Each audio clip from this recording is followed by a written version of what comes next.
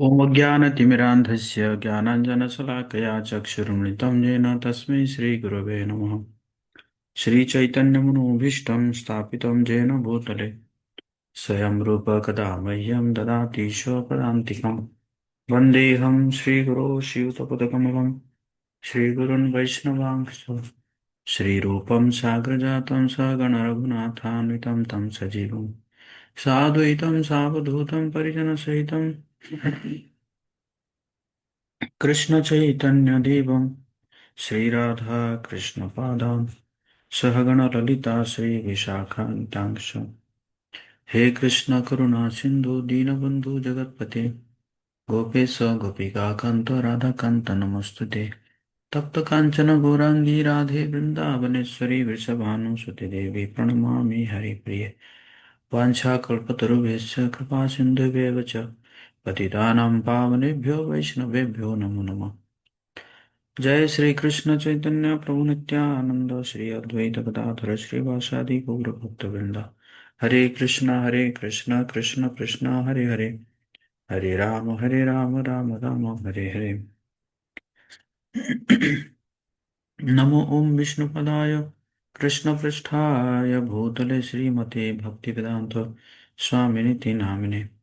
नमस्ते सारस्वती देवी गौरवाणी प्रचारिणे निर्विशेष शून्यवादी पाश्चात्य देश तारिणे।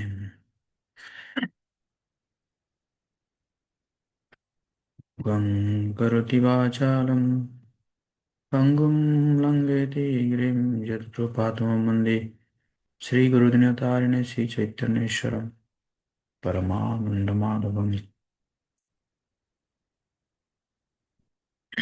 हरे कृष्णा सभी भक्तों का हार्दिक स्वागत है। आज 13वां दिन, त्रयोदश अध्याय। तो हम लोगों ने जो पहला 6 अध्याय वो था कर्म योग के ऊपर, और जो दूसरा जो 6 अध्याय था वो था भक्ति योग के ऊपर। तो हम लोगों ने कर्म योग और भक्ति योग को संपूर्ण किए हैं।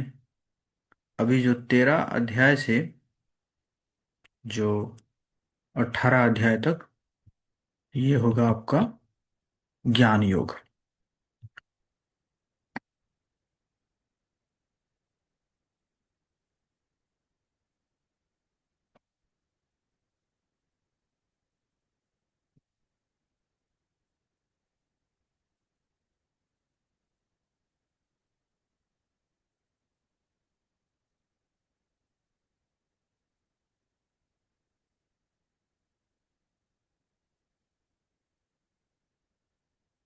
स्क्रीन विजिबल है?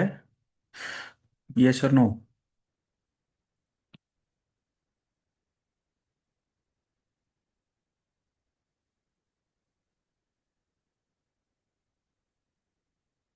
ओके। तो कल हम चर्चा किए थे भक्ति योग। उसमें हम देखे थे कि भगवान अ, जो है भगवान और पर्याय और भक्तों का स्वभाव। मतलब पहले जो है चर्चा हुई थी कि साकार या निर्गुण की उपासना उपासना, और उसके बाद फिर भगवान जो है कई प्रकार के ऑप्शन दिए थे, जो कि स्मरणात्मक, मननात्मक, हम्म, अभ्यास युक्त, इस प्रकार के ऑप्शन दिए थे भगवान। और उसके बाद क्या है, भक्तों का स्वभाव है, भक्तों का जो जो 26 गुण है उसके बारे में चर्चा किए थे। तो आज जो है ये जो अध्याय है इसका नाम है प्रकृति, पुरुष तथा चेतना। तो इसमें हम वाइजेस्ट हैं, वाइज क्वेश्चंस, बुद्धिमान प्रश्न, आइटम्स ऑफ नॉलेज, ज्ञान की पद्धति, सोल एंड सुपर सोल, आत्मा और परमात्मा, इंजॉयर पुरुष, और सीकर टू सीयर, खोजी से दृष्टा तक, ट्रांसडेंटल दिव्यता है। तो कुल मिला के इसमें 35 श्लोक है।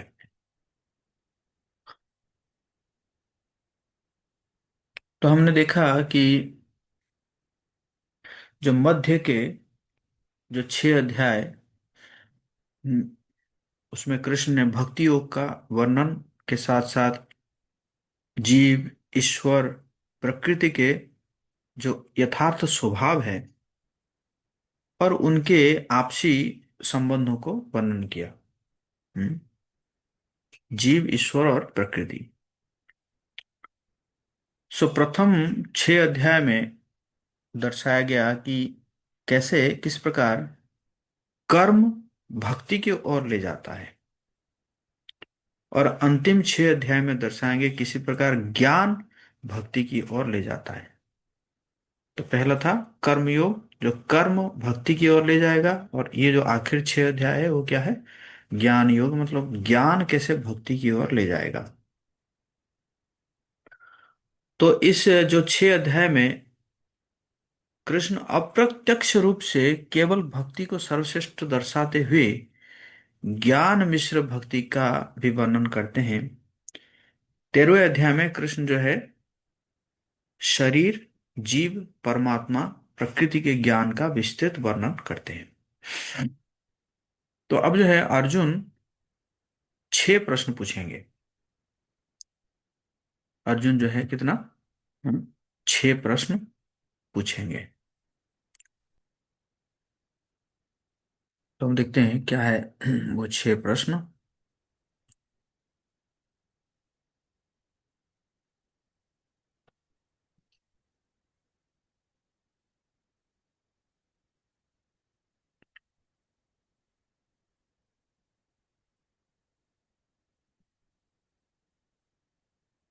तो अर्जुन उवाच, प्रकृतिं पुरुषं चैव क्षेत्र क्षेत्रज्ञमेव च एतद्वेत्ति तुमिच्छामि ज्ञानं ज्ञेयं च केशव।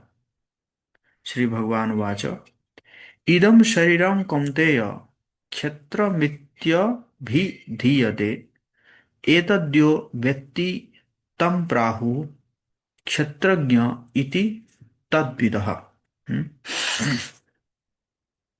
अर्जुन ने कहा, हे कृष्ण, मैं प्रकृति एवं पुरुष, क्षेत्र एवं क्षेत्रज्ञ, ज्ञान एवं ज्ञ के विषय में जानने का इच्छुक हूँ। श्री भगवान ने कहा, यह शरीर क्षेत्र कहलाता है और इस क्षेत्र को जानने वाला जो है क्षेत्रज्ञ है। तो इसका मतलब अर्जुन जो है जो प्रश्न पूछ रहे हैं उसमें किस किस के बारे में पूछ रहे हैं? प्रकृति, हम्म, प्रकृति मतलब भौतिक प्रकृति। उसके बाद क्या है? पुरुष। पुरुष का मतलब क्या है? पुरुष का मतलब है भोक्ता, है ना?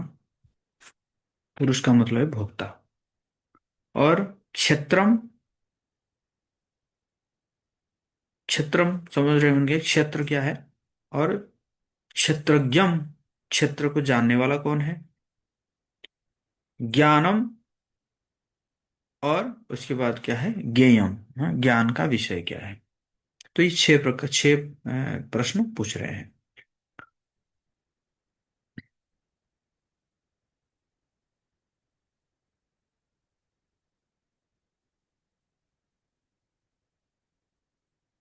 तो 6 प्रश्न है, 6 विषय।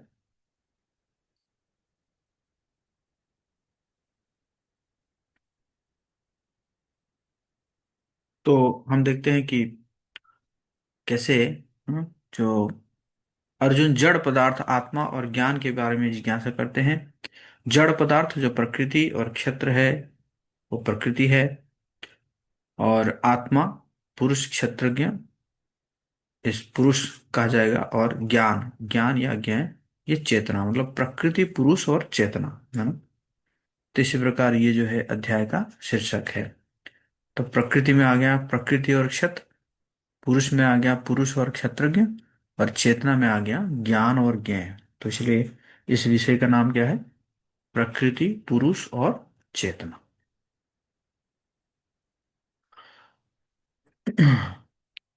तो भगवान बता रहे हैं जो दूसरे श्लोक में, कि शरीर जो है वो क्षेत्र है। बाधात्मा के लिए भौतिक शरीर प्रकृति या पदार्थ से उत्पन्न क्षेत्र या कर्म क्षेत्र कहा जाता है। तो इस शरीर क्या हो गया? क्षेत्र हो गया ना। और सो बद्ध जीव इस भौतिक जग में बंधा हुआ है। भौतिक प्रकृति पर अपना प्रभुत्व जताने की क्षमता तथा इंद्रिय तृप्ति की तृप्ति भोगने की क्षमता के अनुसार इस भौतिक इंद्रियों से बना हुआ एक शरीर प्रदान किया जाता है, जो उसका कर्म क्षेत्र हुआ है।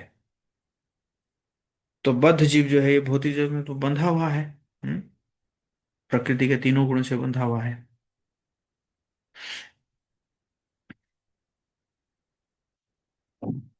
तो ये जो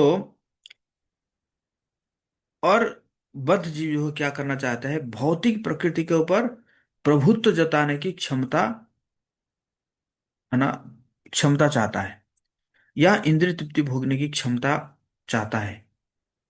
तो इसीलिए, हैं, जीव को क्या देता है, दिया जाता है एक, है ना, भौतिक इंद्रियों से बना हुआ एक शरीर प्रदान किया गया है, और जिसको हम कहते हैं क्षेत्र, है ना। तो शरीर जो है वो क्षेत्र है, और आत्मा क्या है? क्षेत्रज्ञ है। शरीर क्षेत्र हो गया और आत्मा जो है वो क्षेत्रज्ञ है। सो शरीर के अंदर निवास करने वाला जीव अथवा आत्मा क्षेत्रज्ञ या क्षेत्र को जानने वाला है। वो शरीर में मित्र या तथा स्वामी, इसका स्वामी है। सॉरी, यह शरीर से भिन्न तथा इसके इसका स्वामी है। तो क्षेत्र हो गया शरीर, और क्षेत्रज्ञ मतलब, क्षेत्रज्ञ मतलब क्या है? क्षेत्र को जानने वाला। तो क्षेत्र को जानने वाला कौन हो गया? आत्मा, है ना।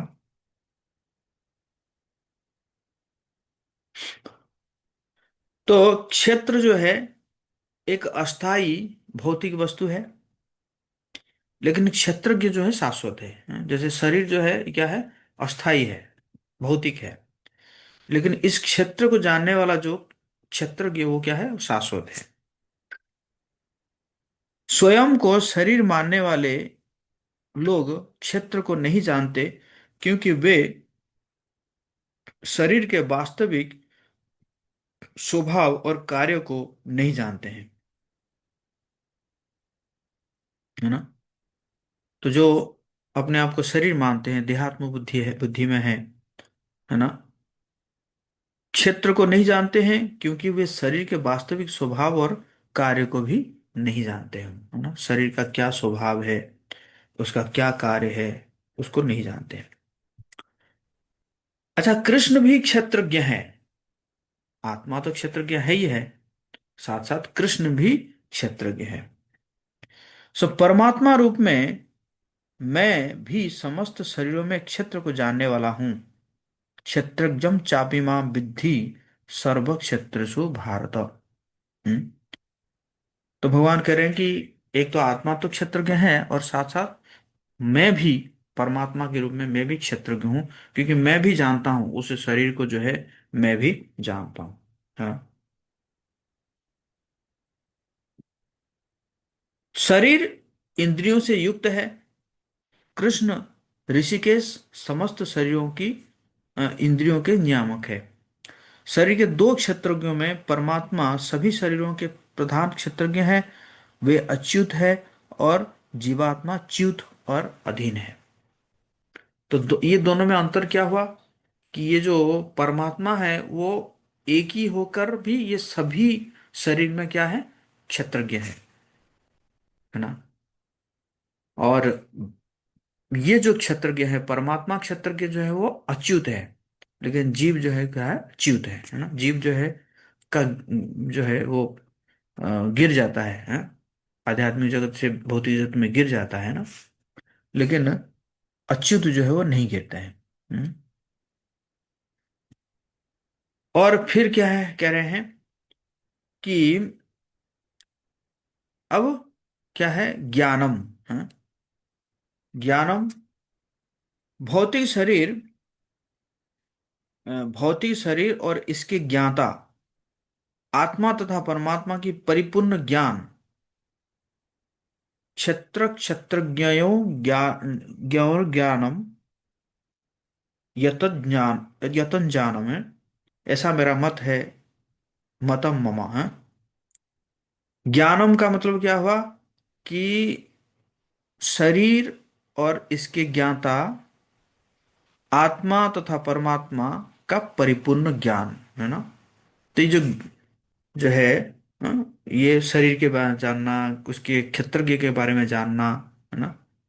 तो इसको क्या कहते हैं क्या है, ज्ञानम।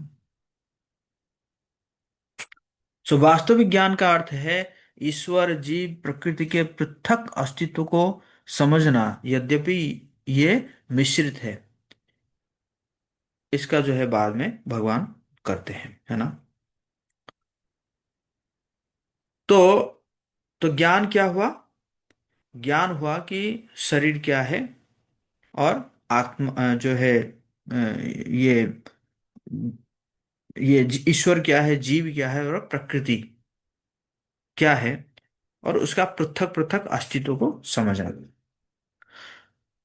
तो अब जो है चौथे में भगवान कह रहे हैं,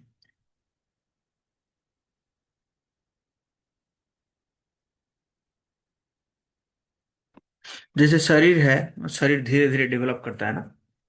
तो अन्नमय है, अन्नमय में क्या होता है? भोजन जो है सर्वोच्च लक्ष्य है।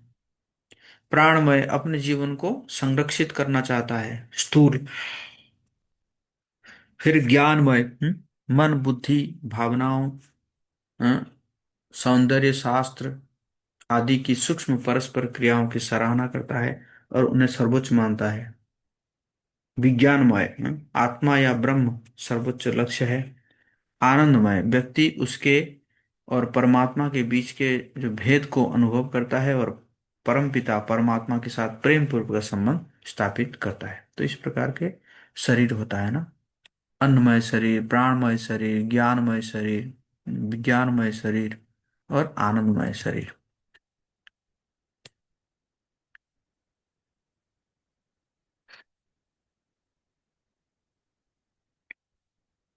तो अब जो है यहाँ पे जो है शरीर का संरचना बताया गया है कि भौतिक प्रकृति के 24 तत्व जो क्षेत्र या भौतिक शरीर को बनाते हैं। क्या है 24 तत्व? ये बहुत इंपॉर्टेंट है, आप इसको रख सकते हैं, स्क्रीनशॉट रख सकते हैं। पंच महाभूत हो गया, पृथ्वी जल अग्नि वायु और आकाश। पांच हो गया ये। पांच ज्ञानेंद्रियां हो गया, नेत्र कान नाक जीभ त्वचा। पांच कर्मेंद्रियां हैं, वाणी पांव हाथ गुदा तथा लिंग। पांच विषय है, जो जो ज्ञानेंद्रियां हुआ, इस ज्ञानेंद्रिय का पांच विषय हो गया। क्या है? शब्द स्पर्श रूप स्वाद तथा गंध। और मन हो गया 11वीं इंद्रिय है। और बुद्धि और अहंकार और प्रधान है, तीनों गुणों की अव्यक्त अवस्था। तो ये जो 24 तत्वों का समूह कार्य क्षेत्र कहलाता है। इन 24 विषयों का विश्लेषण करने पर व्यक्ति कार्य क्षेत्र समझ सकता है। तो हो गया ना, पांच महाभूत, पांच ज्ञानेंद्रिय, पांच कर्मेंद्रिय, पांच विषय, ये हो गया 20। मन बुद्धि अहंकार हो गया 23। और प्रधान है, प्रधान मतलब जो सत्वगुण रजगुण और तमोगुण के अव्यक्त अवस्था। हम्म, तो इसको जो है कार्य क्षेत्र कहलाता है।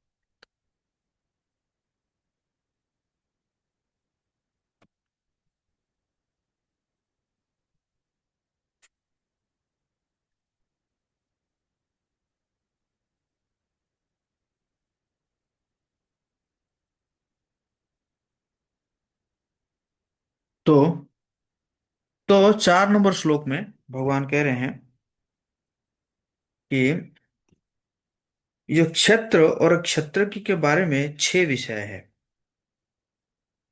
कैसे 6 विषय है? कि जो है शरीर की संरचना, हम्म, और शरीर के गुण, हम्म,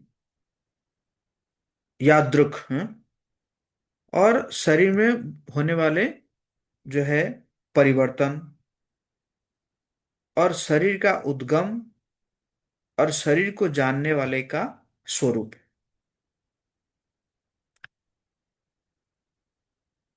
और छह में क्या है?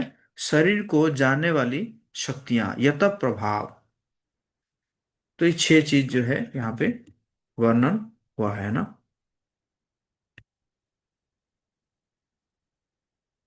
हम्म। तो अब जो है भगवान इसमें कह रहे हैं कि कृष्ण ने कहा कि इन विषयों का संक्षिप्त में वर्णन करेंगे, तथापि यदि अर्जुन इसके इनके बारे में विस्तार में जानना चाहते हैं तो फिर भगवान जो है बताते हैं कि ये कहाँ मिल सकते हैं। तो कृष्ण जो है क्या कर रहे हैं अभी, जो है अधिकारियों का अ, जो साक्ष्य प्रस्तुत करेंगे।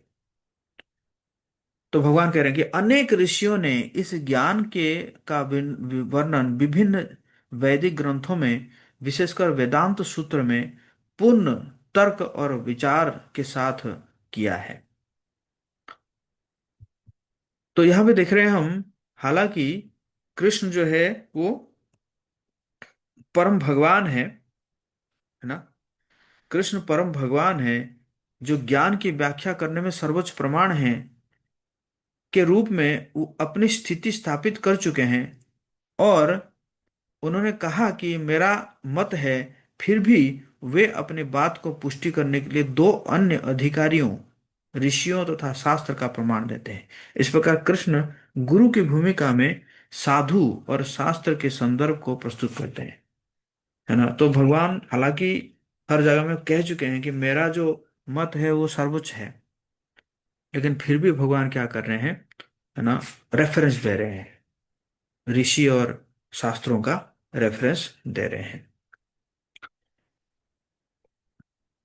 तो हमने ये तो देख लिया, जो है अ, शरीर का जो पंच महाभूत, कैसे पंच महाभूत अहंकार इसमें से बना हुआ है। और 7 नंबर, शरीर के गुण अथवा विकारों, है ना, शरीर के गुण अथवा विकारों में सम्मिलित है इच्छा, द्वेष, सुख, दुख और 24 तत्वों से विकसित संपूर्ण शरीर, जीवन के लक्षण, चेतना और धैर्य।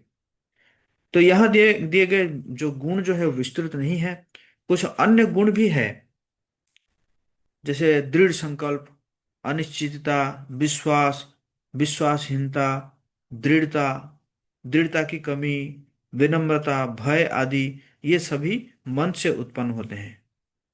तो शरीर में मुख्य रूप से 6 परिवर्तन होते हैं: जन्म, बुद्धि और भरण पोषण, प्रौढ़ता, क्षीणता और मृत्यु, है ना। पहले जन्म होता है, जन्म होने के बाद वृद्धि होने लगता है, वृद्धि होने के बाद एक एक समय तक मेंटेन हो जाता है ना। और उसके बाद फिर धीरे धीरे जो है ये, है ना, प्रौढ़ता आता है। और प्रौढ़ता के बाद फिर धीरे धीरे क्षीण होने लगता है शरीर, और फिर मृत्यु हो जाती है। तो अब जो है हम आएंगे ज्ञानम, है ना, ज्ञानम में आए। ये वाला है ज्ञान। तो अब कृष्ण जो है 5वें प्रश्न का उत्तर विस्तार से देंगे। तो ज्ञान का अर्थ जो है क्या है? शरीर, आत्मा तथा परमात्मा का ज्ञान है। तथापि उस ज्ञान को प्राप्त करने की सही विधि क्या है? पवित्र गुणों को विकसित करना, जिनका प्रारंभ विनम्रता से होता है। अतः अगले 5 श्लोकों में कृष्ण पवित्र चरित्र के विभिन्न पहलुओं का वर्णन करते हैं, जिसके द्वारा आत्मा स्वयं को भौतिक शरीर से मुक्त कर मुक्ति प्राप्त कर सकता है। इसलिए जो है कुछ गुण जो है वो मुक्ति के पहलू है, गुण और ज्ञान कुछ पहलू है। तो ये जो ये कुछ ज्ञान के 20 अंग भगवान बताएंगे। अ, क्या है ज्ञान के जो है ये 20 अंग क्या है? हाँ? अमानित्वम, अदम्भित्वम, हम्म, विनम्रता, विनम्रता मतलब सम्मान की अपेक्षा नहीं होना। दंभहीनता, प्रसिद्ध होने के लिए उत्सुक नहीं होना। अहिंसा, अन्यों को विपत्ति में न डालना। सहिष्णुता, तिरस्कार और अपमान को सहन करना। सरलता, बिना किसी कूटनीति के स्पष्ट होना। प्रामाणिक गुरु की सेवा करना निस्वार्थ भाव से। पवित्रता, दोनों आंतरिक और बाह्य रूप से, मन और तन की पवित्रता। दृढ़ता, आध्यात्मिक जीवन में प्रगति के लिए दृढ़ संकल्प है। आत्मसंयम, प्रतिकूल चीजों का त्याग। इंद्रिय तृप्तियों के विषय में का परित्याग। मिथ्या अहंकार ना होना। जन्म मृत्यु बुढ़ापा व्याधि के दोषों को समझना। वैराग्य, फिर संतान स्त्री घर तथा अन्य वस्तुओं की ममता से मुक्ति। अच्छी तथा बुरी घटनाओं के प्रति समभाव। मेरे प्रति निरंतर अनन्य भक्ति, अविक्षेपित ध्यान से। एकांतवास, भक्तों की संगति में रहना। जन समूह में से विलगाव। आत्म साक्षात्कार की महत्ता को स्वीकारना। परम सत्य की दार्शनिक खोज। मैं इन सबको ज्ञान घोषित करता हूँ और इनके अतिरिक्त वो जो भी कुछ है वो सब अज्ञान है। इस प्रकार भगवान कह रहे हैं कि मैं जो है ये जो बताया मैंने 20 चीज, यही ज्ञान है, इसके अलावा सब कुछ क्या है, वो अज्ञान है। तो इन 20 अवयवों में से 18 भक्त और ज्ञानी दोनों के लिए समान है, तथा फिर 16वां अंग जो कृष्ण के प्रति अनन्य भक्ति है, वो भक्त की विशेष योग्यता है। जिसके परम सहज भक्ति है उनमें अन्य सभी गुण स्वतः प्रकट हो जाते हैं। अंतिम 2 अंग विशेष करके ज्ञानियों के लिए है।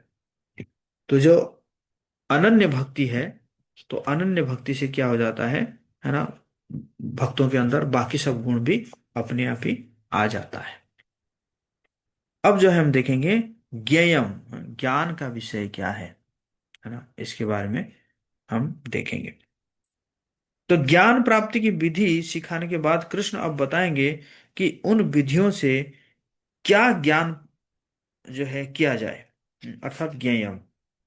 वास्तविक ज्ञेय वस्तु है जीवात्मा और परमात्मा, जो कि पूर्ण पुरुषोत्तम भगवान कृष्ण का विस्तार तथा प्रतिनिधि है।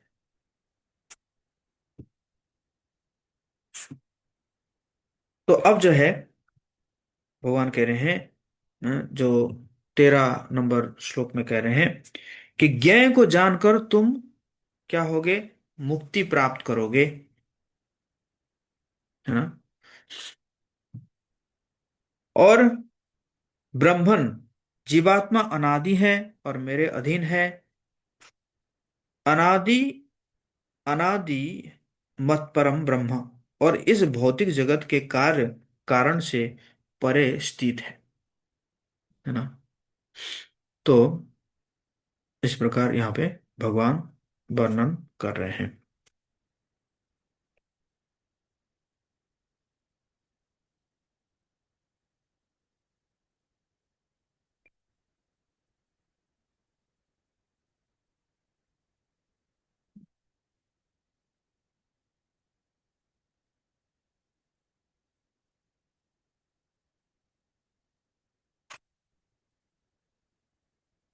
तो अब जो है क्या है, 14 से 18 तक भगवान बताएंगे कि परमात्मा का क्या गुण है। अभी तक समझ में आ रहा है आप लोगों को, यस और नो? बोले हरि बोल हरि बोल। हरि बोल हरि बोल।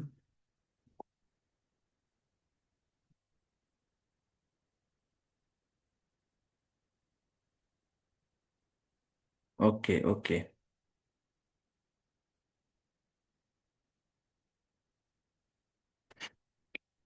तो अब जो ये 14 से 18 तक परमात्मा के गुण के बारे में चर्चा होगा। और क्या है कह रहे हैं, सर्वतः पाणिपादम तत्, अर्थात उनके हाथ और पैर सर्वत्र है। उनकी आंखें, सिर तथा मुंह सर्वत्र है, उनके कान सर्वत्र है, वे सर्वव्याप्त है, वे सभी इंद्रियों के मूल स्रोत है, फिर भी वे भौतिक इंद्रियों से रहित है। वे समस्त जीवों के पालनकर्ता होकर भी अनासक्त है। हम्म। वे भौतिक गुणों के स्वामी होकर भी उनसे परे हैं। वे चर अचर जीवों के अंदर तथा बाहर स्थित है। वे चलते हैं, नहीं भी चलते हैं। वे सूक्ष्म होने के कारण भौतिक इंद्रियों द्वारा नहीं जाने जा सकते हैं। यद्यपि वे अत्यंत दूर है, लेकिन सभी के निकट भी है। यद्यपि वे सभी जीवों के मध्य विभाजित प्रतीत होते हैं, लेकिन वे कभी विभाजित नहीं भी हैं। वे एक रूप में स्थित है। वे समस्त जीवों के पालन करता है और उनके संहार करता तथा सृजन करता भी है। वे सभी प्रकाशमान वस्तुओं के प्रकाश स्रोत है। वे भौतिक अंधकार से परे है। वे ज्ञान है, ज्ञेय है और ज्ञान के लक्ष्य भी है। वे सभी के हृदय में स्थित है। तो इस प्रकार जो है परमात्मा के गुण के बारे में भगवान यहाँ पे बता रहे हैं।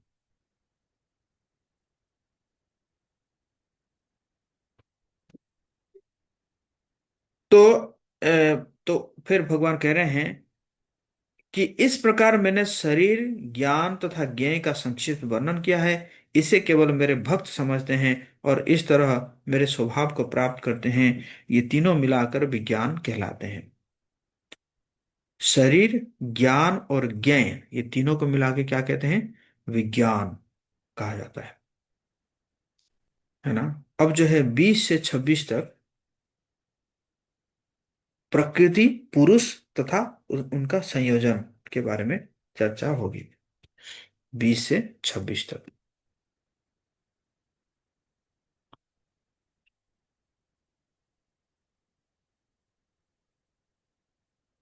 ओके।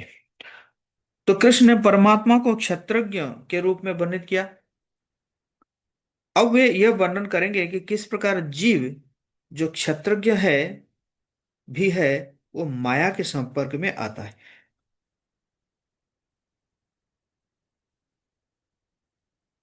तो 20 नंबर श्लोक में कह रहे हैं कि प्रकृति और पुरुष जो है शाश्वत है। प्रकृति और जीव भगवान की शक्तियां होने के कारण अनादि है। उनके परिवर्तन तथा गुण जो है वो प्रकृति जन्य है। तो भौतिक जो सृष्टि का रहस्य क्या है?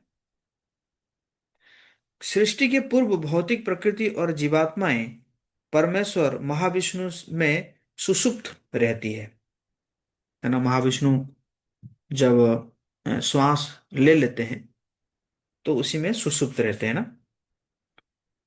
और फिर सृजन के समय उन्हें प्रकट किया जाता है। जब श्वास फिर छोड़ते हैं तो प्रकट हो जाते हैं। जीवात्माओं को भौतिक जगत में पुनः कर्म करने तथा आध्यात्मिक जगत में प्रवेश करने की तैयारी करने का अवसर दिया जाता है। इस प्रकार प्रकट हो गए जीव को, और जीव को जो है क्या करने के लिए, आध्यात्मिक जगत में प्रवेश करने के लिए एक समय दे दिया गया है ना। पुरुष, पुरुष परमेश्वर ही परम पुरुष, प्रभु, नियंत्रक, भोक्ता, स्वामी और इस जगत के पालन करता है। जीवात्मा परमेश्वर की भक्ति शक्ति है, स्वामी अथवा नियंत्रक नहीं है। लेकिन जीव स्वामी होने की मानसिकता के कारण वो कभी कभी पुरुष कहलाता है। वैसे तो पुरुष तो कृष्ण है, भगवान है, लेकिन क्योंकि जीव जो है वो भोग करना चाहता है, तो इसलिए उसको भी पुरुष कहा जाता है कभी कभी। अतः पुरुष शब्द का प्रयोग प्रयोग परमेश्वर और जीवात्मा दोनों को सूचित करने के लिए किया जाता है। अब भगवान बता रहे हैं कि जो है अ, प्रकृति और जीव की भूमिका। 21 नंबर श्लोक है, प्रकृति और जीव की भूमिका। कार्य कारण कर्तृत्वे हेतु प्रकृतिरुच्यते। प्रकृति समस्त भौतिक कारणों तथा कार्यों की हेतु कही जाती है। पुरुष सुख दुखानां भोक्तृत्वे हेतु रुच्यते। पुरुष जो जीव है को स्वयं के सुख दुख का हेतु कहा जाता है। हम्म? प्रकृति हो गया समस्त भौतिक कारणों के या कार्यों का हेतु है, और पुरुष जो है वो सुख और दुख का हेतु है, भोग वृत्ति के कारण। तो जीव और प्रकृति का संबंध, प्रकृति सुख दुख देने वाले इंद्रियां और इंद्रियों के अधिष्ठाता देवता प्रदान करके जीव की दुर्भाग्यपूर्ण स्थिति का कारण है। तो जीव और प्रकृति के बीच में संबंध क्या हुआ कि एक तो कार्य, कारण और कर्तु। हम्म? कार्य हो गया क्या, प्रकृति शरीर। कारण क्या हो गया, सुख दुख देने वाला इंद्रियां। और कर्तृ अर्थात इंद्रियों इंद्रियों के अधिष्ठाता देवता प्रदान करके जीव की दुर्भाग्यपूर्ण स्थिति का कारण है। जीव प्रकृति प्रदत्त शरीर से पहचान बनाने के कारण सुख दुख भोगता है। हम्म? जीव किस लिए दुख भोगता है, क्योंकि वो शरीर की पहचान बनाता है ना, शरीर के हिसाब से अपना पहचान बनाता है। 22 नंबर श्लोक। जीव के गुणों से संगति और उसका देहांतरण होता है ना। पुरुष प्रकृत स्थो ही, भौतिक प्रकृति में स्थित जीवात्मा भोंगते प्रकृति जान गुणान, सोचता है कि वो प्रकृति जन्य तीनों गुणों में भोग कर रहा है। कारणम गुण संगोष्य, यह उसकी तीन भौतिक गुणों के साथ संगति के कारण है। सद असद योनि जन्मसु, इस तरह उसे उत्तम तथा अधम योनियां मिलती रहती है। वो सोच रहा है वो भोग कर रहा है, लेकिन एक्चुअली क्या हो रहा है, प्रकृति के द्वारा जो है उसको नचाया जा रहा है ना। और उसी प्रकार उसको उत्तम तथा अधम योनि मिलता रहता है। तो आत्मा का जो देहांतरण है वो भौतिक इच्छा के वशीभूत होकर जीव कभी देवता, मनुष्य, पशु पक्षी, कीड़ा, जलचर आदि के रूप में जन्म लेता है। और प्रत्येक परिस्थिति में जीव स्वयं को परिस्थितियों का स्वामी मानता है, जबकि वो भौतिक प्रकृति और गुणों के वश में होता है। यह प्रकृति के साथ जीव की गलत पहचान और तुच्छ स्वतंत्रता के दुरुपयोग के कारण है ना। तो इस प्रकार जो है हम्म, यहाँ पे बताया गया है। अब जो है 23 नंबर श्लोक में भगवान बता रहे हैं कि परमात्मा जो है वो वास्तविक पुरुष है। परमात्मा क्या है, वास्तविक पुरुष है। तो इस शरीर में एक अन्य पुरुष है जो परमात्मा कहलाता है, वो साक्षी, उपद्रष्टा, जीव के कर्मों के अनुमति देने वाला अनुमंता, परम प्रभु, भोक्ता तथा स्वामी है। उपद्रष्टा अनुमंता च। हम्म? एक तो उपद्रष्टा है, साक्षी है, क्या कर रहा है जीव, और साथ साथ अनुमति भी देता है ना। तो इसी प्रकार, तो इस ज्ञान प्राप्ति के परिणाम क्या है, इस ज्ञान प्राप्ति के परिणाम क्या है, जो प्रकृति पुरुष तथा गुणों के बारे में जानता है वो निसंदेह जन्म मृत्यु के चक्र से मुक्ति पाता है। बोलिए हरि बोल। तो जन्म मृत्यु के चक्कर से वो मुक्ति उसको मिल जाता है। अच्छा, अन्य विधियां क्या है। कुछ लोग परमात्मा को ध्यान द्वारा देखते हैं, तो दूसरे लोग ज्ञान के अनुशीलन द्वारा, और कुछ ऐसा है जो निष्काम कर्म योग द्वारा देखते हैं। तो इसलिए क्या करना चाहिए, श्रवण द्वारा भक्ति करना चाहिए। श्रवण श्रवण कुछ लोग ज्ञान न होने के बाद भी परमेश्वर के बारे में श्रवण करके उनकी उपासना करते हैं। वे प्रामाणिक व्यक्तियों से श्रद्धापूर्वक श्रवण करने के कारण जन्म मृत्यु के पथ को पार हो जाते हैं, श्रवण करते हैं ना। तो श्रवण करने के बाद क्या मिलता है उनको? ज्ञान चक्षु। हम्म उनको क्या मिलता है? ज्ञान चक्षु या ज्ञान की दृष्टि, है ना। ज्ञान चक्षु। तो कृष्ण अर्जुन के क्षेत्र, क्षेत्रज्ञ, ज्ञान, ज्ञेय, पुरुष और प्रकृति के बारे में पूछे गए सभी प्रश्नों का उत्तर दे चुके हैं। शेष अध्याय में वे सभी विषयों का समन्वय और विस्तारीकरण करेंगे, जो इन्हें सही परिप्रेक्ष्य में सके, उनका दृष्टिकोण बताएंगे। अब प्रकृति और पुरुष का संयोजन, भौतिक जगत का प्रत्येक चर और अचर जीव कर्म क्षेत्र और क्षेत्र के ज्ञाता का संयोग मात्र है। 27 नंबर श्लोक में बता रहे हैं ना। तो इस जगत में सभी अभिव्यक्तियां क्षेत्र के दो ज्ञाताओं, अर्थात क्षेत्रज्ञ और तथा पुरुष, तथा प्रकृति, क्षेत्र अथवा भौतिक शरीर के संयोजन से प्रकट होती है। भगवान जो जीव तथा प्रकृति के नियंत्रक है, उन्हें गतिमान बना देते हैं। जीव और प्रकृति फिर एक दूसरे को बांध लेते हैं। समझ में आया? कह रहे कि इस जगत में, जगत की सभी अभिव्यक्तियां क्षेत्र के दो ज्ञाताओं, मतलब क्षेत्रज्ञ और पुरुष। क्षेत्रज्ञ मतलब आत्मा, है ना, और परमात्मा, तथा प्रकृति, प्रकृति हो गया क्षेत्र अथवा भौतिक शरीर, मतलब शरीर हो गया, के संयोजन से प्रकट होती है ना। तो इस प्रकार प्रकट होती है, मतलब शरीर, जो है भौतिक शरीर और आत्मा, है ना, उसी से प्रकट हुई।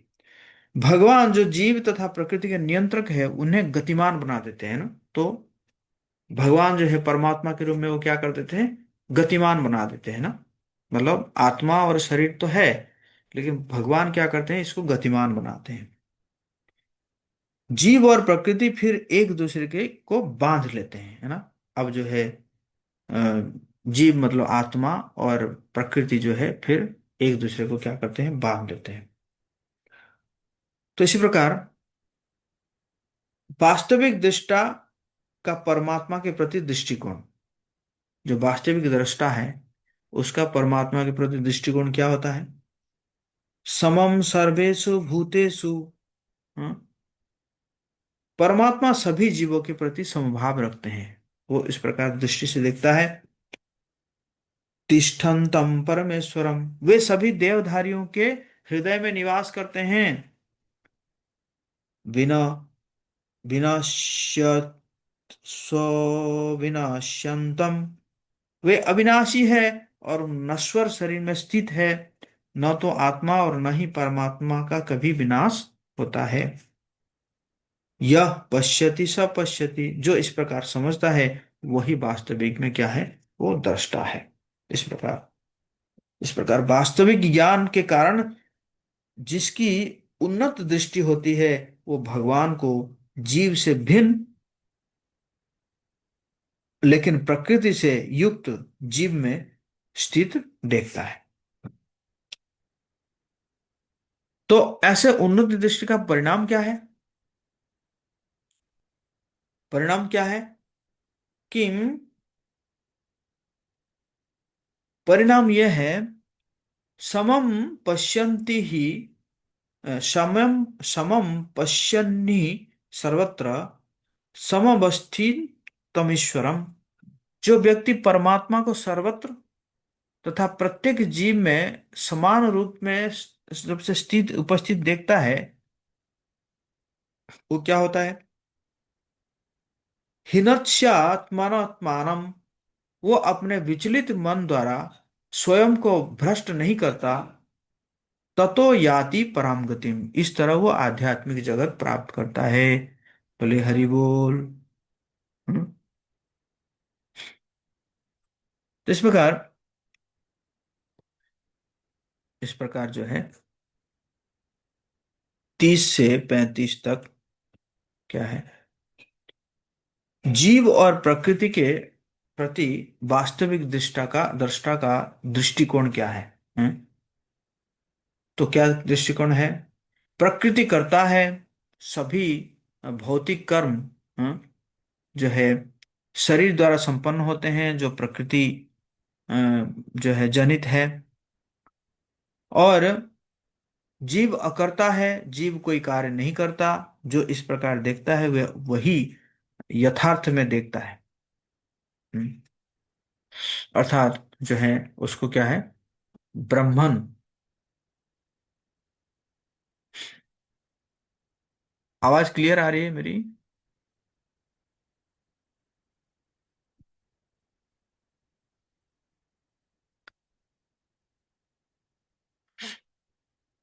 आवाज क्लियर आ रही है? बीच बीच में कट जा रहा है क्या?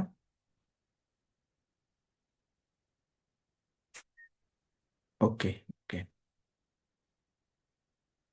तो अब जो है भगवान बता रहे हैं कि ब्रह्मन बोध,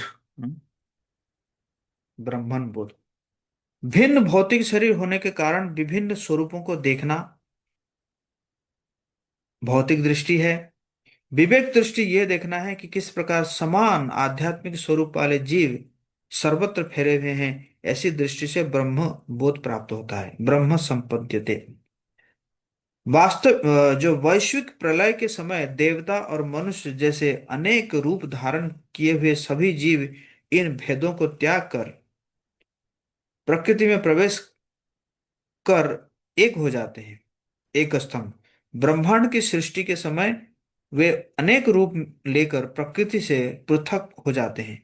दूसरे शब्दों में, जीव प्रकृति से भिन्न है और बद्धावस्था में वो अनेक अस्थाई रूप धारण करता है। जब प्रलय होता है तो सभी, चाहे देवता हो मनुष्य हो, सब जो है क्या हो जाते हैं? अंदर चले जाते हैं, महाविष्णु के अंदर एक होकर चले जाते हैं। लेकिन जैसे फिर प्रकट होते हैं तो फिर सब अलग अलग होके प्रकट होते हैं। तो आत्मा अकर्ता है, अलिप्त है। आत्मा दिव्य, अनादि, अंतहीन या अव्यय और प्रकृति के गुणों से परे है। हे अर्जुन, भौतिक शरीर में स्थित होने पर भी आत्मा न तो कुछ करता है न लिप्त होता है। आत्मा शाश्वत और अव्यय है। लेकिन भौतिक शरीर में होने के कारण क्या आत्मा शरीर से मिलकर या इसके गुणों को अपनाकर दूषित हो जाती है? ऐसे प्रश्नों का उत्तर देने के लिए कृष्ण अगले दो श्लोकों में दो उपमाएं देते हैं, है ना? क्या है?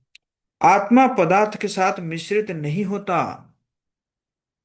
ब्रह्म दृष्टि में स्थित आत्मा भौतिक शरीर में स्थित होते हुए भी लिप्त नहीं रहता। जिस प्रकार आकाश यद्यपि सर्वव्यापी है किंतु अपनी सूक्ष्म प्रकृति के कारण किसी में लिप्त नहीं होता है। तो आत्मा हालांकि शरीर में रहता है लेकिन शरीर के द्वारा शरीर में वो मिलता नहीं है ना, वो अलग रहता है।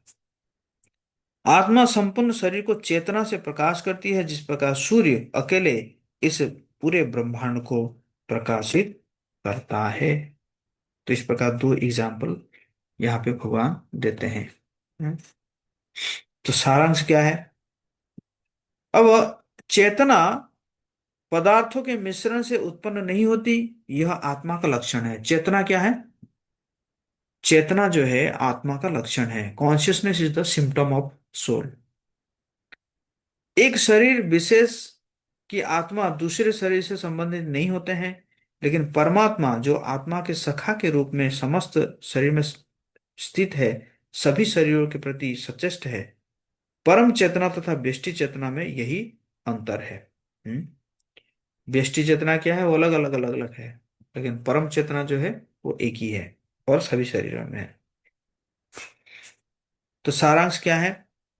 तो सारांश भगवान बता रहे हैं कि जो लोग ज्ञान चक्षुओं से शरीर तथा शरीर के ज्ञाता के अंतर को देखते हैं और भव बंधन से मुक्ति की विधि को भी जानते हैं, वो परम लक्ष्य को प्राप्त करते हैं। हरे कृष्णा कृष्ण कृष्ण हरे हरे, हरे राम राम राम हरे हरे। तो इस प्रकार यहाँ पे ये अध्याय संपूर्ण होता है। तो अब हम ये थोड़ा रिकेप कर लेंगे।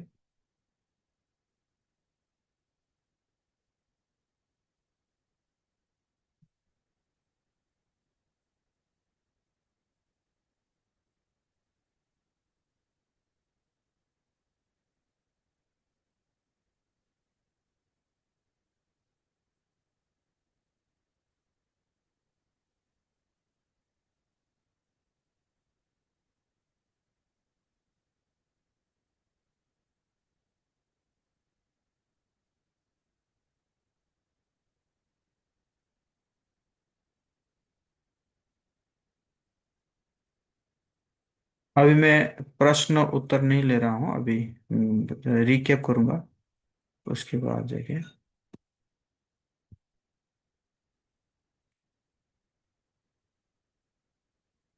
तो इस प्रकार हमने देखे कि इसमें 5 सबसेक्शन था।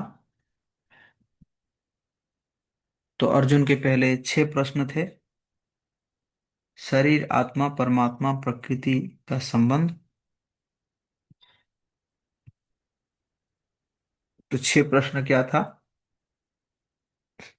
शरीर, शरीर के ज्ञाता, ज्ञान, ज्ञान का उद्देश्य, भोक्ता तथा प्रकृति। जैसे किसान अपने भूमि पर बेहतरीन और कीमती फसल लगाता है, उसी तरह इस शरीर रूपी भूमि पर कृष्ण भक्ति की फसल लगाओ। ऐसा करने से उच्चतम लाभ होगा।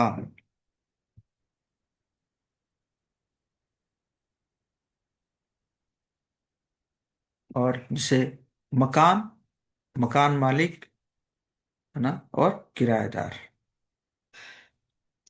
है ना। मकान हो गया कौन? मकान जो है शरीर है। और मकान का मालिक कौन है? आत्मा है, सॉरी, परमात्मा है। और किराएदार कौन हो गया? आत्मा है।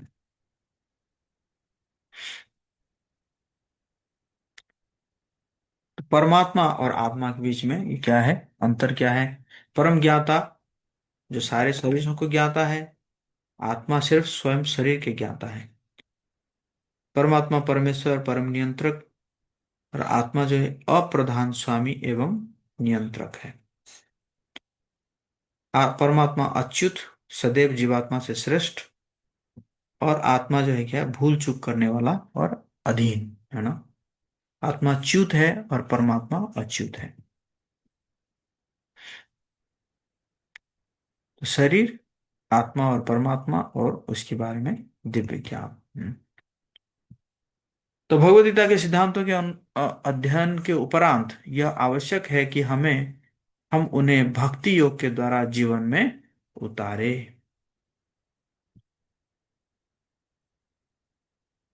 और भगवान कह रहे हैं कि जो है ज्ञान को प्राप्त करने की विधि क्या है? सबसे महत्वपूर्ण योग्यता क्या है? अनन्य योगेन, मुझ में निरंतर और अमिश्रित भक्ति। और सबसे अनिवार्य गुण क्या है? आचार्य उपासनम, किसी प्रामाणिक गुरु की शरण लेना। अन्य महत्वपूर्ण गुण क्या है? विनम्रता, किसी को हानि नहीं पहुंचाना, आत्मसंयम, सामान्य लोगों से विरक्ति, है ना। अपने लक्ष्य पर ध्यान केंद्रित करें, उचित गुरु की शरण ले, विनम्रता से शिक्षा ग्रहण करे, और जीवन के हर क्षेत्र में सफलता प्राप्त होगी। अहिंसा हत्या ना करने तक सीमित नहीं है, अभी तो किसी को किसी भी प्रकार की पीड़ा न पहुंचाना अहिंसा का वास्तविक अर्थ है। हाँ, अहिंसा का मतलब नहीं है सिर्फ मारना, हाँ? किसी को पीड़ा पहुंचाना भी क्या हो जाता है? हिंसा, है ना। आत्म संयम का सहज सूत्र, आध्यात्मिक मार्ग में बाधा करने वाले व्यक्ति और वस्तु का परित्याग। हम्म। आत्मसंयम क्या, संयम क्या है? आध्यात्म मार्ग में जो बाधा है उसको क्या करना है? परित्याग करना है।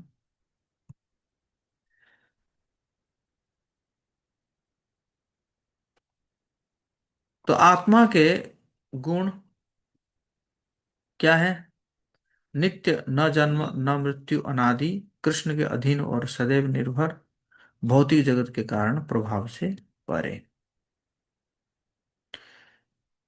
अतिथि घर के रख रखाव में समय व्यर्थ न करे। हमारा नित्य घर पूर्ण रूप से तैयार है, बस वापसी की यात्रा प्रारंभ करनी है ना?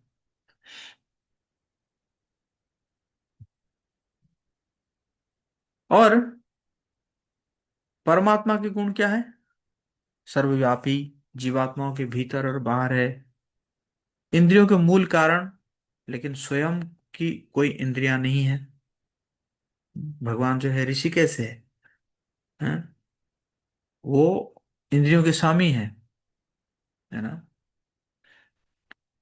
और लेकिन उनके क्या है? दिव्य इंद्रियां हैं, परम पुरुष है, समस्त जीवात्माओं की इंद्रियों के मूल है वो, हाँ? अविभाजित, अविभाजित है, और सबके हृदय में बसने वाला है। अविभाजित मत का मतलब है कि मतलब सभी के शरीर में है, लेकिन ऐसा नहीं कि वो विभाजन किया गया है, छोटा छोटा पीस करके उनको किया गया है ना।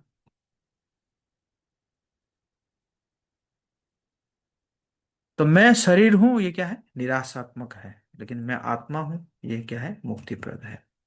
जीवन की समस्याओं से परेशान है, घबराओ नहीं, जीवन के डोर कृष्ण के हाथ में सौंप दो, इसी में वास्तविक आनंद है।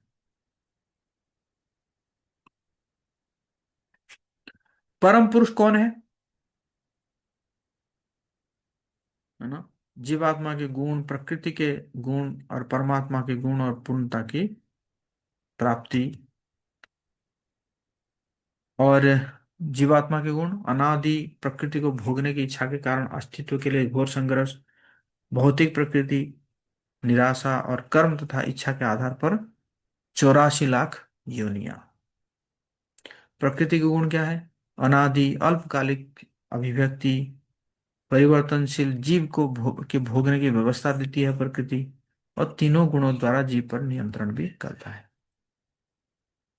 प्रकृति मुझे बारंबार निराश कर देती है, क्या मैं अपना प्रेम गलत स्थान पर लगा रहा हूं?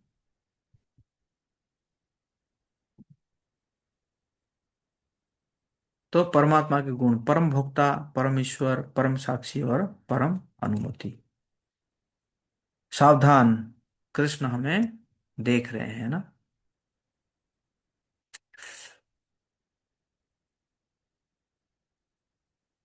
परमात्मा, हम्म, क्या देखते हैं? आत्मा जो है वो इच्छा के अनुसार प्रकृति ग्रहण करता है, प्रकृति के द्वारा शरीर ग्रहण करता है। जैसे जी रहे हैं वैसे ही जीना है, बस कृष्ण को मालिक बनाना है। ज्ञान चक्षु की प्राप्ति कैसी होगी? गंतव्य। तो ज्ञान चक्षु प्राप्ति कैसी होगी? इसके बारे में ज्ञान अर्जित करने से शरीर की संरचना का ज्ञान, शरीर और आत्मा में अंतर, समदृष्टि, समस्त जीवात्माओं में परमात्मा का दर्शन, मन एवं इंद्रियों पर संयम, है ना?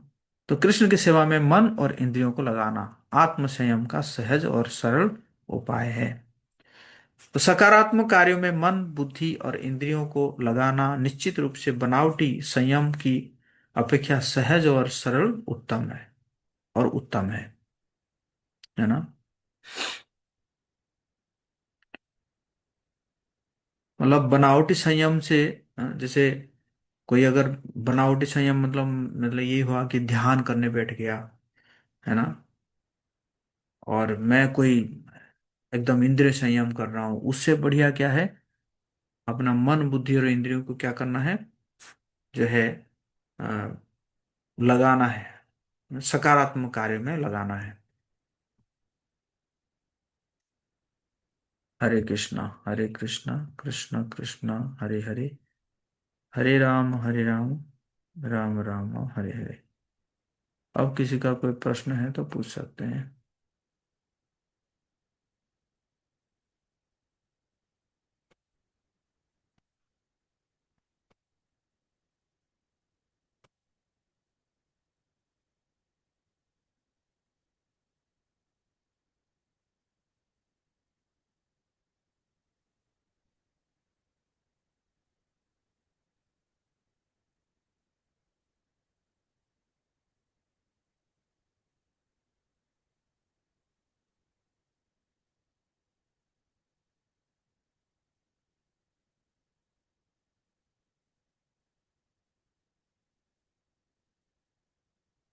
एक सेकंड।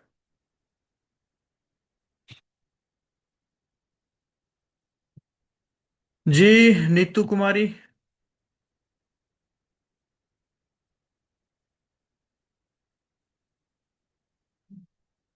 नीतू कुमारी कुछ। हरे कृष्णा प्रभु जी, पांचांग प्रणाम। जी। प्रभु जी, ये टीका लगाने का मतलब क्या है जो हम लोग टीका लगाते हैं? तिलक। हाँ जी प्रभु जी। हम गए थे आज, बोध है क्या गए थे घूमने, तो जगन्नाथ मंदिर में गए तो वहां का जो थे वो पूछे हमसे, तो नहीं जान रहे थे प्रभु जी, वही पूछने के लिए। ओके। प्रश्न वैसे क्लास से पूछना चाहिए, लेकिन फिर भी आपने पूछा है तो मैं इसका जवाब देता हूँ। तिलक मतलब ये जो तिलक है ना, ये जी तिलक जी भगवान, प्रभु जी। भगवान का चरण है ये ना। ये भगवान के चरण है। और ये जो है वो तुलसी है। तो भगवान के जी चरण प्रभु जी। है और ये तुलसी है। इसलिए हम भगवान के चरणों को हम अपने मस्तक में धारण करते हैं। तो इसी ये है तिलक। ठीक ना। जी प्रभु जी। जी प्रभु। Thank you. ठीक है, फीडबैक फॉर्म भर दीजिएगा। तो हम यहीं पे विराम देते हैं। हरे कृष्णा कृष्ण कृष्ण हरे हरे, हरे राम राम राम हरे हरे। हाँ, चैतन्य शिक्षा माता जी। हरे कृष्णा प्रभु जी। मेरी हाँ आवाज आ रही है क्या? हाँ, आ रही है। और प्रभु जी, ये पूछना था। ये आत्मा जो है वो भौतिक जगत के कारण और कर्म से परे होता है। तो जब भौतिक शरीर का त्याग करते हैं लोग, हम लोग जब, तो मन बुद्धि अहंकार के अनुकूल उसका जो कर्म होता है, तो कभी कभी अगला जो जन्म मिलता है, अगला भौतिक शरीर उसके अकॉर्डिंग मिलता है। तो ये कैसे हम लोग ये कर सकते हैं कि उसमें आत्मा का कोई रोल नहीं है क्या? हाँ, आत्मा का तो रोल है। आत्मा जो है ना, वो अपना धर्म को भूल गया। जिस प्रकार जी पानी को आपने फ्रीजर में रख लिए, तो फ्रीजर में पानी रहने के बाद पानी का जो धर्म है, जो तरलता, वो तरलता धर्म को भूल गया। और फ्रीजर में रहने के कारण वो क्या हो गया? पत्थर हो गया, हार्ड हो गया, है कि नहीं। जी तो इसी प्रकार आत्मा जो है, इस भौतिक शरीर रूपी फ्रीजर में है ना। तो इसलिए सोया हुआ है, सुप्त है आत्मा ना। और इसलिए इसको जगाना होता है। आत्मा को परमात्मा की सेवा में जब लगता है, तब जाके आत्मा जग जाता है। इसलिए चैतन्य महाप्रभु कहते हैं, जीव जागो गोरा चंद बोले, को तो निद्रा जाओ माया पिशाची रकोले। हे जीव, कितना दिन तक और पिशाची के गोदी में सोते रहोगे, माया रूपी पिशाची की गोदी में सोते रहोगे, हैं? कहने का मतलब है, कितना दिन और ये जो भौतिक शरीर है ना, और जो तीनों गुण है, मन बुद्धि अहंकार में ऐसे फंसे रहोगे। तो इसी प्रकार जो है, आत्मा जब परमात्मा की सेवा में लगता है तो फिर शुद्ध होने लगता है अपने धर्म को, है ना, वो अपना धर्म को फिर वापस पा जाता है, नहीं तो खोया हुआ रहता है, अपना धर्म को खो देता है। प्रभु जी, जैसे कर्म फल का त्याग वो कहा जाता है, कर्म फल का त्याग करो आत्म स्थित हो। तो कर्म फल का त्याग कितना मुश्किल है। मतलब हम लोग हमेशा तो तीनों गुण में ही रहते, कभी सतोगुण, रजोगुण, तमोगुण। तो इससे ऊपर उठना तो बहुत मुश्किल लगता है। कभी न कभी तो आदमी किसी भी मोड में आते ही रहता है। तो ऐसा कैसे समझे कि ये तीनों मोड से ऊपर हम धीरे धीरे उठ रहे हैं या क्या? देखिए, जैसे जैसे सुबह का समय है, सुबह का समय है ना, आप जी। अगर उठ जाते हैं, मन करता है कि सो जाओ, है ना, मन करता है सो जाओ, कंबल के अंदर से बाहर मत निकलो। तो ये क्या हो रहा है? तमोगुण, है ना, तमोगुण कह रहा है कि सो जाओ सो जाओ सो जाओ। लेकिन जी। आप जो है कंबल छोड़ के बाहर निकल आए, स्नान कर लिए, भगवान की जाके पूजा किए, तो इसका मतलब क्या है? आप तमोगुण को त्याग करके सत्वगुण में आ गए, है ना। जी। जी।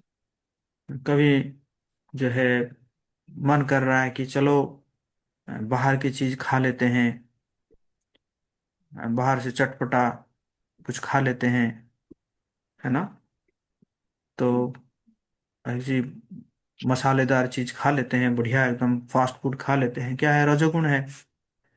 तो फिर आपने सोचा नहीं नहीं, ये भगवान को नहीं भोग लगाया हुआ है ना, मैं तो भगवान को भोग लगा के ही खाऊंगी, है कि नहीं। जी। तो फिर वो रजोगुण से सतोगुण में आ गए। तो धीरे धीरे धीरे धीरे धीरे धीरे धीरे धीरे जो है हम तीनों गुण से भी ऊपर उठ जाएंगे, है ना। ये सतोगुण, रजोगुण और तमोगुण, हम तीनों गुण से ऊपर उठ जाएंगे, जिसको शुद्ध सतोगुण कहा जाता है। जीव जो है वो तीनों गुण से भी ऊपर उठ जाता है। सतोगुण भी एक बंधन है। सतोगुण में व्यक्ति क्या सोचता है? कि ये सोचता है कि बहुत है, अच्छा है, भौतिक संसार भी अच्छा है ना, मेरे अंदर इतना ज्ञान आ गया और मुझे इतना सुख मिल रहा है, संतुष्टि मिल जाता है उसको। सत्वगुण भी एक बंधन है, लेकिन ये सत्वगुण से भी ऊपर उठना है कि नहीं। हाँ। जी प्रभु जी। प्रभु जी, एक और क्वेश्चन था इससे अलग। ये महाराजा कुलशेखर की प्रार्थना है, ये भागवतम के कौन से स्कंद में है? नहीं, महाराज कुलशेखर की प्रार्थना जो है वो भागवतम में नहीं है। वो तो ये कहाँ से मिलेगा प्रभु जी? मुकुंद माला स्तोत्र। महाराज अच्छा। कुलशेखर जो है वो एक अलवर थे, जो कि भगवान के, कहते हैं कि जो माला है ना, जी। जो वैजयंती माला, वो वैजयंती माला के वो अवतार है। तो उन्होंने कुछ श्लोक लिखे हैं भगवान की प्रार्थना, और उसको उनको नाम दिया है मुकुंद माला स्तोत्र, ना, मुकुंद के ये जो स्तोत्र का माला बना के वो मुकुंद को ऑफर कर रहे हैं। तो किताब है, मुकुंद माला स्तोत्र एक किताब है। तो उसी में महाराज कुलशेखर की सारी प्रार्थनाएं आपको मिल जाएंगी। ओके प्रभु जी। Okay, Hare thank you Krishna. प्रभु जी। हरे कृष्णा।